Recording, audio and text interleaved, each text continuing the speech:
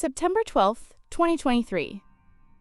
Inside the hallowed halls of Mexico City's Congressional Palace, an official hearing on unidentified anomalous phenomena was underway.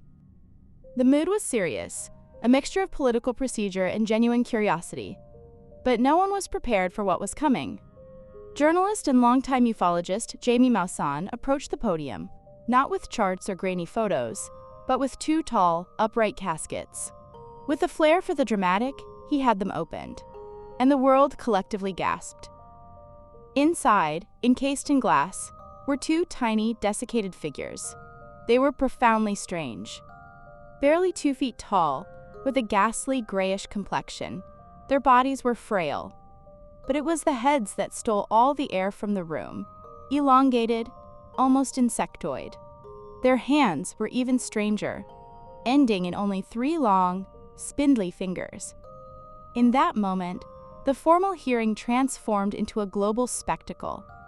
Lawmakers rose from their seats, phone cameras were thrust forward.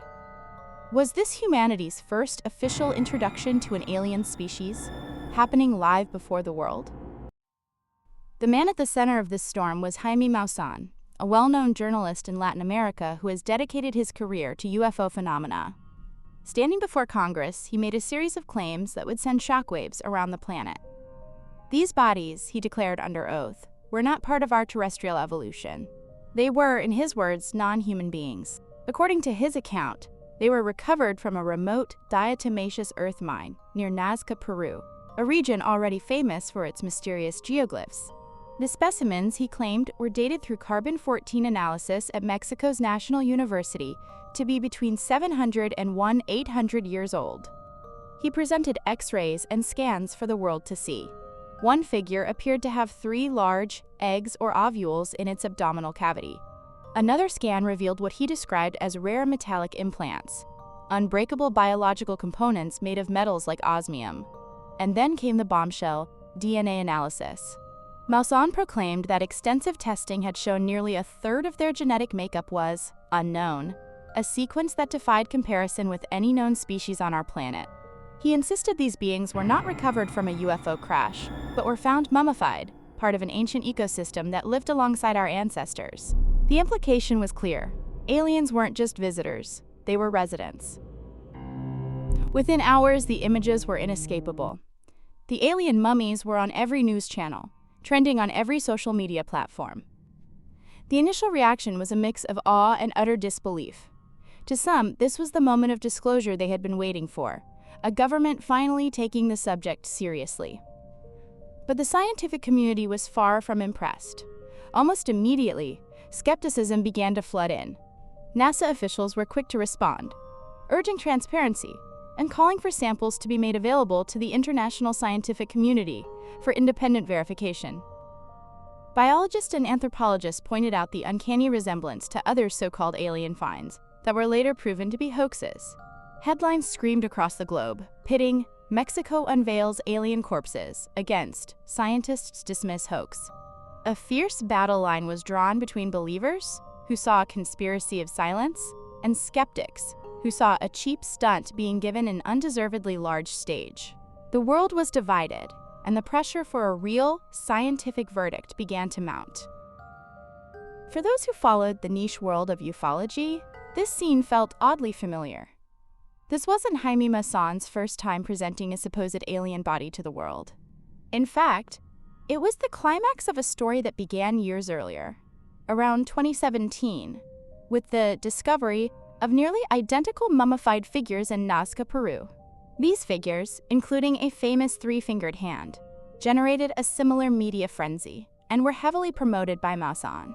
However, that entire affair was thoroughly investigated and ultimately debunked.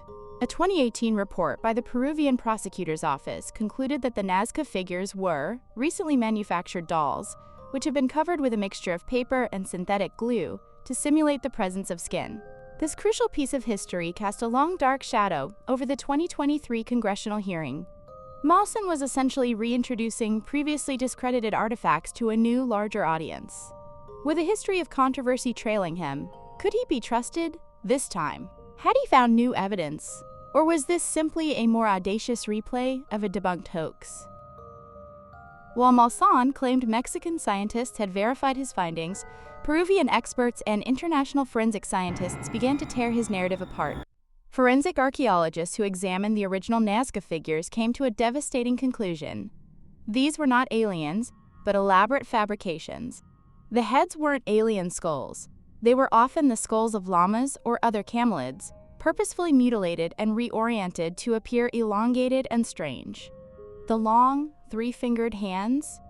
They were assembled using human finger and hand bones, but crudely manipulated and rearranged.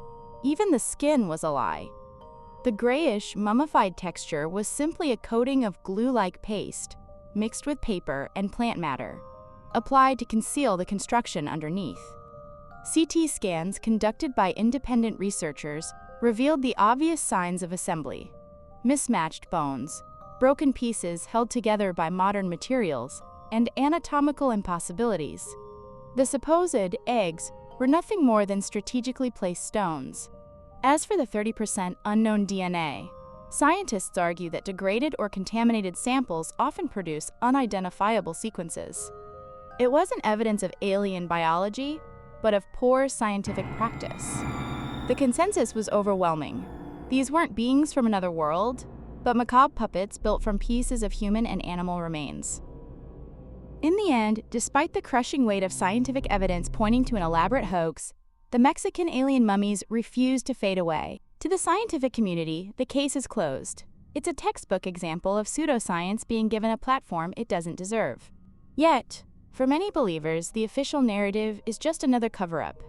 They see Maussan not as a fraud, but as a brave truth-teller fighting against a system that wants to hide the existence of extraterrestrial life from the public. The saga reveals something profound about our own desires. It highlights the deep-seated human hope that we are not alone in the universe, a hope so powerful that it can sometimes overshadow the need for concrete proof. The alien mummies may be made of bone and glue, but they have become a potent symbol. So what do you believe? Was this an audacious hoax presented before a national government? Or is there a kernel of truth hidden beneath the controversy? Let us know in the comments